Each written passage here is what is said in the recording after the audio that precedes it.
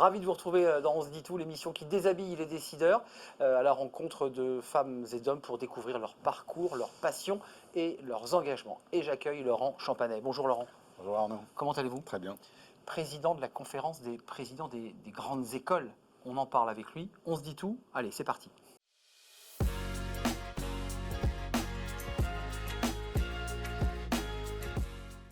Voilà, j'accueille Laurent Champanet. Bonjour Laurent. Bonjour. Directeur général de l'ENSAM. Alors l'ENSAM, c'est l'école des arts et métiers. Exactement. Et puis vous êtes président de la conférence des grandes écoles. Tout à fait. C'est un sacré boulot quand même, président des grandes écoles. C'est combien d'écoles autour de la table? Alors, la conférence des grandes écoles représente à peu près 220 grandes écoles. Une grosse moitié qui sont des écoles d'ingénieurs. Puis après, à côté, un gros tiers qui sont des écoles de commerce, management. Mais après, il y a tout un tas d'autres écoles, les écoles de la défense, les écoles de la culture, art, design, les Sciences Po, agro, veto. Voilà, bon, une grande diversité d'écoles, de thématiques, mais de statuts aussi. 2 tiers sont publics et les autres sont non publics. C'est quoi la fonction d'un président de la conférence des grandes écoles? C'est une forme de lobbying? Vous parlez au pouvoir public? C'est quoi Alors, votre il y a, mission? il y a 2 missions dans la conférence des grandes écoles auxquelles je participe. Une qui est de faire du partage de bonnes pratiques entre les grandes écoles sur un certain nombre de sujets de formation, l'apprentissage par exemple, on en reparlera, la vie étudiante, la diversité, la recherche. Et puis après, avoir une action de lobbying envers les pouvoirs publics de manière générale, les parlementaires, les ministres, pour représenter les écoles et ce qu'elles font. Et ce que font ces écoles, ce qu'elles partagent en commun, c'est de former des cadres pour les entreprises, pour les organisations. À côté, vous êtes directeur des arts et métiers. Juste pour qu'on en sache un tout petit peu plus sur vous, alors vous avez fait de très belles études, vous êtes agrégé, vous avez été professeur d'université, à l'origine mécanicien. Ouais, C'est quoi, ça, ouais. mécanique des fluides? C'est quoi votre Exact. domaine? Moi, j'étais plutôt mécanique des solides. Des Voilà, solides. des solides, voilà. Mais j'ai une formation un peu large en mécanique au départ. Et puis, j'ai pris une orientation mécanique des solides. Et puis après, je me suis pas mal tourné sur tout ce qui était simulation numérique en mécanique. Ça, c'était votre thèse? Ça, c'était ma thèse. Et puis après, mes activités d'enseignement étaient à la fois sur la mécanique, la conception mécanique, la simulation numérique. Vous faites un peu de mécanique le week-end ou vous faites autre chose? Non, j'en fais. Non, Ah, j'ai plus vraiment avez le levé le temps. pied sur la mécanique? J'ai levé le pied. J'ai fait un choix, après avoir été professeur agrégé, maître de conférence, professeur d'université, dans les années 2010, j'ai fait un choix de me tourner vers le pilotage des formations d'abord, puis des structures pour arriver jusqu'à une fonction de directeur général d'école. C'est quoi votre livre de chevet? Vous allez lire quoi ce soir sur votre table de nuit? En ce moment, je m'intéresse pas mal aux problématiques d'ingénierie responsable, voilà, c'est-à-dire comment former des ingénieurs aux problématiques d'ingénierie soutenable. Même le soir, hein, quand vous vous reposez, que c'est le moment de détendre, ça c'est un sujet. Ouais, parce que c'est des sujets qui sont un peu non résolus, Oui. et donc il faut voir un petit peu comment regarder ça. Et puis, sans que ce soit forcément des lectures, je me documente pas mal sur un sujet une vague qui commence à nous arriver dans les écoles, qui sont les problématiques de genre. Voilà. C'est-à-dire comment vous, en tant que directeur général d'une école, Voilà, comment vous vous positionnez, quelle réponse vous apportez à tout ça? Exactement, quelle réponse. Ouais, On sait que... Alors, le positionnement qu'on prend à la conférence des grandes écoles et qu'on partage entre écoles, c'est de dire tout ce qu'on peut faire avec nos étudiants quand ils sont chez nous, alors ça dure de 3 à 5 ans en fonction des écoles, les études, l'insertion professionnelle, mais aussi tout ce qu'il y a autour, la vie étudiante, tout ça, ça doit servir à changer les entreprises, en particulier dans le champ de la responsabilité sociétale. Donc, je prends un exemple, la problématique de l'inclusion autour des questions de genre, tout ce qu'on peut faire pour insérer un étudiant ou une étudiante qui a changé d'identité, qui change de prénom, voilà. Comment est-ce que tout ce qu'on peut faire, à la fois pour lui montrer les difficultés qu'il y a et puis nous comment on peut avancer, bah ça permettra, c'est utile pour cette personne-là, mais c'est aussi utile pour les autres qui, en tant que manager après, auront à intégrer des questions de ce type-là. Double-cliquer, c'est pour intégrer, puis ensuite lorsqu'ils seront en situation de manager des équipes, ils auront des outils.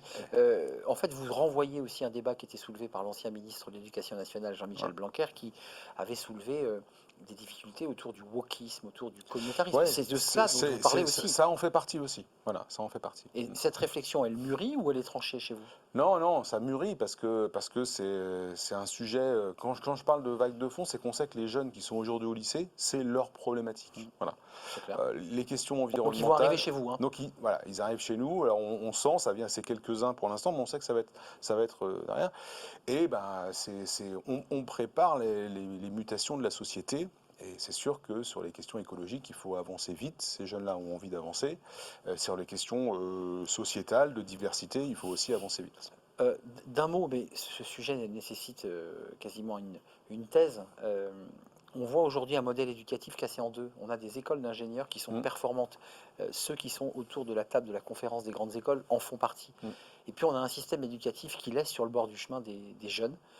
5% des 16 ans ont été, c'est un chiffre Pôle Mm. emploi, sont illettrés ou ont des difficultés de Ouais. lecture. Comment vous expliquez cette éducation à deux vitesses? Bah, on a quand même en France beaucoup négligé la formation professionnelle, les filières technologiques.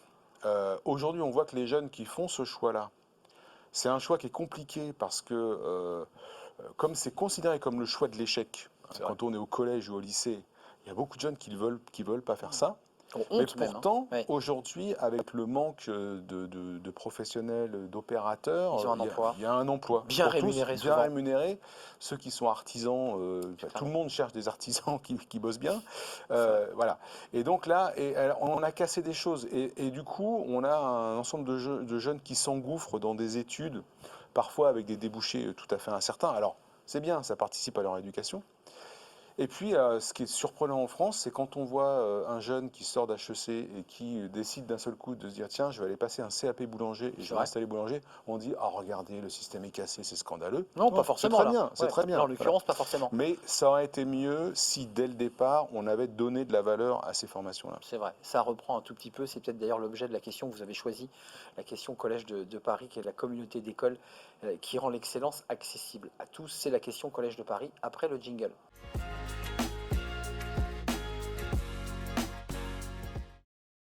Laurent Chaponnet, président de la conférence des présidents, la question Collège de Paris, vous l'avez choisi, vous avez choisi l'alternance, Mmh. considérée par beaucoup comme un complément essentiel pour la formation des talents.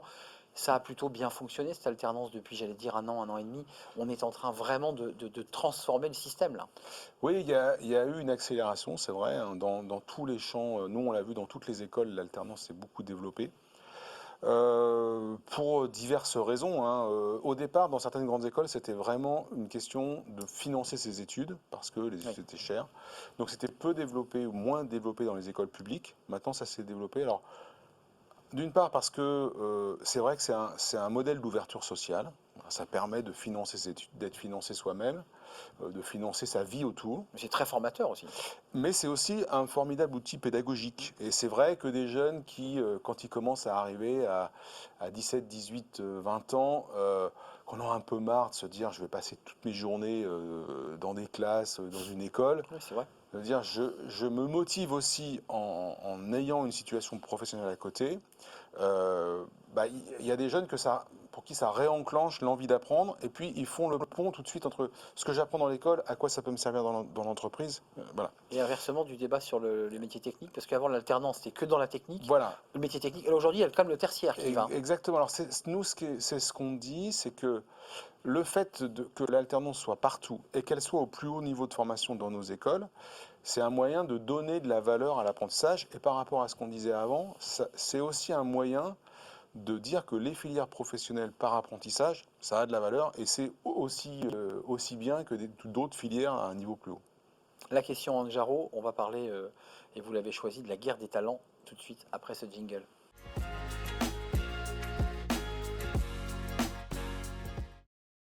Laurent Champanet, vous avez choisi pour la question d'Anjaro, la start-up qui permet d'aider agilement et à gérer ses sous-effectifs. Vous avez choisi la guerre des talents. À travers votre fenêtre, de votre fenêtre, ça veut dire quoi la guerre des talents? C'est-à-dire qu'aujourd'hui, on voit que les entreprises, toutes les entreprises, dans tous les champs, alors on parle beaucoup de l'ingénierie, mais c'est vrai partout, cherchent des cadres. Alors moi, je vois surtout la question des cadres. On l'a dit avant, elle cherche aussi des gens à tous les niveaux. Mais sur le champ des cadres, Oui. là, il y a une sorte de guerre. Et des parce que- ingénieurs, hein, je vous autorise, Ouais, c'est chez vous ça. ouais, beaucoup On se d'ingénieurs. les Voilà. arrache, vos ingénieurs. Ouais, on se les arrache. Nous, à la conférence des grandes écoles, on sort tous les ans, on fait une enquête d'insertion professionnelle. Là, on a complètement effacé la baisse qu'il y avait eu pendant la crise Covid. La C'est génération. reparti encore plus fort. Des jeunes qui... on a plus de 60% des jeunes qui trouvent un emploi avant de quitter l'école. Et puis après, au bout de 18 mois, 100% de nos jeunes sont en emploi. J'ai vu qu'ils passaient même plus le diplôme. Certains étaient achetés, entre guillemets, avant Alors, même d'avoir passé le diplôme. Voilà, Vrai, alors ça? nous les nôtres en grande école, ils ont quand Il même faut qu'ils tendance, passent le ils ont tendance à passer le diplôme. C'est dans des niveaux plus bas qui peuvent éventuellement s'en aller. Et ce qu'on voit, c'est que là, il y a une grande volatilité des jeunes quand ils arrivent en emploi. On vient les chercher pour d'autres, ils restent 15 jours, ils s'en vont. S'il y a la moindre chose qui leur plaît pas dans l'entreprise, ils partent. Voilà. Et ça, c'est très compliqué C'est un pour les caprice, entreprises. selon vous? Vous C'est, qui avez été professeur, qui a une vision un peu ouais, panoramique. je trouve qu'on a quand même une jeunesse qui a l'habitude de zapper. Et donc, du coup, au lieu de s'accrocher pour comprendre un peu les problématiques, s'en va. ils s'en vont. Et de toute façon, ils savent qu'en s'en allant, ils vont trouver quelque chose tout de suite à côté. Voilà. Et on parlait d'apprentissage avant. Les entreprises trouvent maintenant que ça coûte moins cher de financer l'apprentissage sur 3 ans dans une école pour recruter le jeune que de passer par des cabinets de recrutement et recruter des jeunes qui, si ça se trouve, s'en iront au bout de quelques semaines. Oui, c'est vrai. Et on voit que les apprentis sont plus affirmés dans leur choix. Et même s'ils ne restent pas dans l'entreprise dans laquelle ils ont fait de l'apprentissage, s'ils vont dans une autre entreprise, ils y sont plus stables parce qu'ils ont des choix plus affirmés, parce qu'ils connaissent le monde de l'entreprise et c'est bien. Oui, et puis ils deviennent de très bons ambassadeurs, me semble-t-il, de l'entreprise dans laquelle ils ont été formés. Oui, c'est clair. On n'oublie pas l'endroit où Non, on était formés. Vous avez changé peut-être, encore que, vous n'êtes pas obligé de changer de costume. C'est la question de l'hémicycle, question peut-être plus politique, parce que peut-être qu'autour de la table, aujourd'hui, vous portez des sujets et vous interpellez évidemment le gouvernement, les pouvoirs publics. C'est la question de l'hémicycle.